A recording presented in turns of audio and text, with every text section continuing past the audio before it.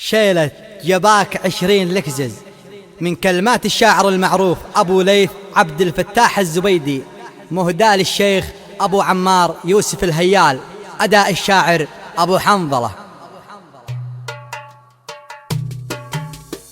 يقول أبو ليث يا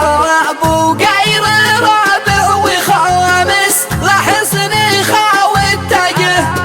على رعين الوفاء يا أبو فري ما تعاكس سير جوابي وجه لعن بيدي يفهم المكتوب لو هو طلامس يقراه ويبرمجه. يوسف علي ذروته والهيال العود المجالس ذي كلنا نحرجه راس التراخم وموعلق الرجال الاشاوس جمال متهيجه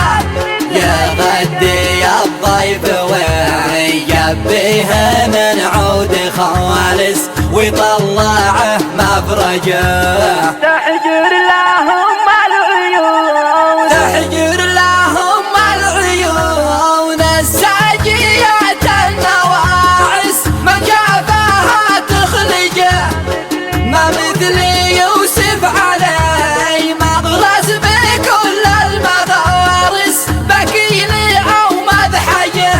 نركز له البيض في ديوان ولا متارس للصدر كم يثلجه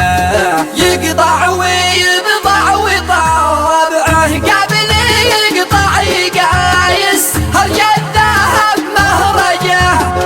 بلغ سلام الزبيدي ياهب وبالنسانس بس انتبه تزعجه الشيخ يوسف نفايس ناجمه من نفايس من الدرر ناتجه من روس مذحج ومذحج بالكتب والقوامس شموس متوهجه انت حروف الذهب روس النصال السوالس الهنداون تضحجه انت سهيل اليماني شاعر في ليل تامس نهج الوفا منهجه اسمك ورسمك نشرته في عرب ستنايس وبالصور ندمجه